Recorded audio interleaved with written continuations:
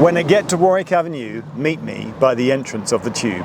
We can talk things over a little time.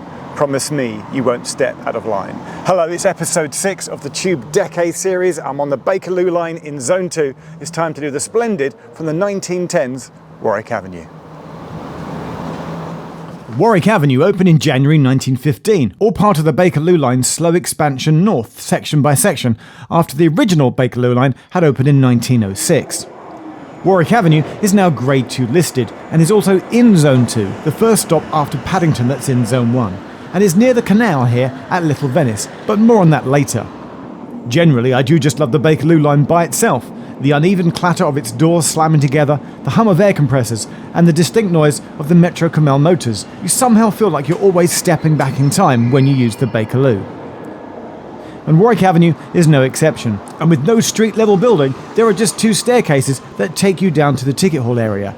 The ticket hall, where rather brilliantly, there's still a newsagent's kiosk and a passport photo machine still surviving here, and escalators down to platform level. So, opened in 1915, Warwick Avenue, one of the first stations. I made a video about this just the other week about escalators on the underground, which stations had them first and which has how many. Warwick Avenue, one of the first stations not to have lifts but purpose-built escalators. But that's not what excites me about Warwick Avenue. I like to get excited about the small things. What excites me about Warwick Avenue is that on the roundel here, just here, there's like a little second name, a subtitle, a second heading for Little Venice. Obviously, I'm going to end this video with me going to the canals at Little Venice, but it just got me wondering, and I made a list, what other tube stations and roundels have secondary names? Yes, by my count, there are 6 tube stations which have second names on their roundels. Here at Warwick Avenue, it's for Little Venice. At Ladbroke Grove, it's for Portobello Road, whilst at Charing Cross, you've got for Trafalgar Square. And then there are 3 that are in brackets. Burnt Oak is for Watling, South Woodford is George Lane, and Hillingdon is Swatelys. Inside the station, and the colour scheme of Warwick Avenue is most definitely green, as it's very prevalent. There's this delightful wooden booth as well, with an old clock above it too. I don't think it's telling the correct time though.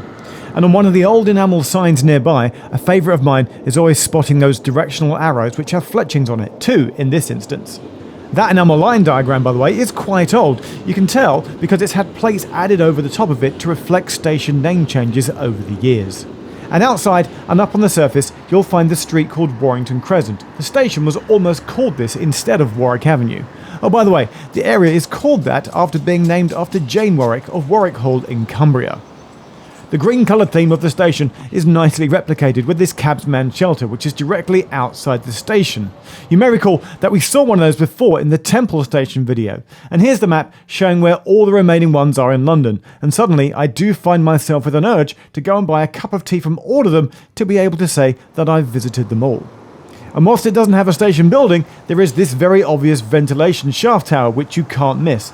But all of this could change if plans to pedestrianise the area outside the station go ahead.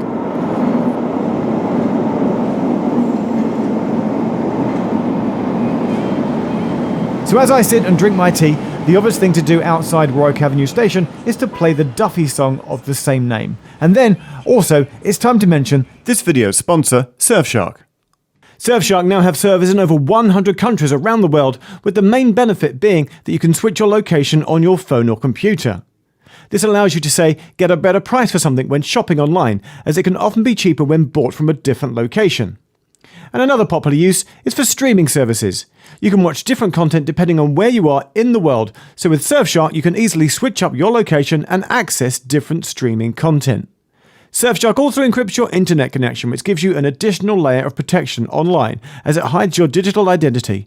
And unlike other VPNs, Surfshark can be used across multiple platforms on an unlimited number of devices from just one account.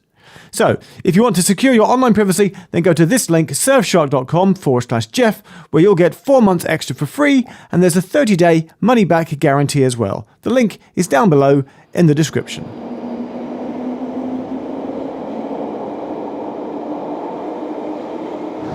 So in the video to the Duffy song Warwick Avenue, the opening shot is of the entrance to the tube station, which I tried to replicate in my opening scene to this video, by the way, and then it pulls back and she's sat inside a cab, a black taxi, and then drives away singing the song. And she sings the whole song in the taxi. It's beautiful. I like the fact that there is a black taxi right here, and I'm tempted to go and, sit in the back and sing, but I don't think I will. Instead, I want to talk about the fact that the Duffy song clearly named after Warwick Avenue, which leads me to do a second segment in this video on other tube stations that have had songs named after them.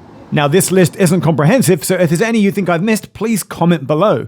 But after you've got the obvious hits of Joe Rafferty, Suggs, ABBA and the new Vaudeville Band out of the way with Baker Street, Camden Town, Waterloo and Finchley Centre respectively, it was a joy to discover that there's a Stiff Little Fingers song called Piccadilly Circus, The Fall have one called Victoria, Pulp have a song called Mile End, and then I discovered that Belle and Sebastian even wrote a song called Mornington Crescent. And whilst we were doing that, somebody else just came out of the tube station. I got chatting to them. They're on their Brompton bike. They're a commuter. And they've worked out a brilliant hack because they work at Paddington, which is one stop down there, Zone 1. Warwick Avenue, obviously Zone 2. So they come down the overground from Watford or down the Bakerloo. But instead of paying the Zone 1 fare by going all the way, they get out every day at Warwick Avenue and do the last little bit on foot or on bike down by the canal, which is lovely, and they only pay the fare to Zone 2, saves them money. So nice little travel hack there. It is time, however, to wrap the video by doing the walk down to Little Venice and see the canal.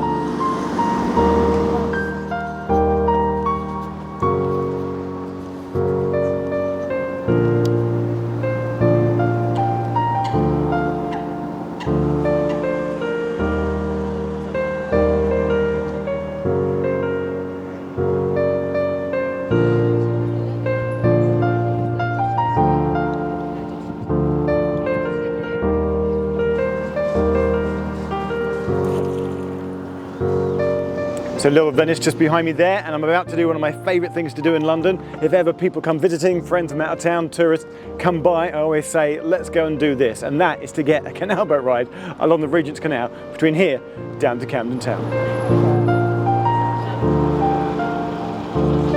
Thanks for watching. Playlist coming up in a moment, and that's Warwick Avenue. You should come for the tube, but stay for the canal.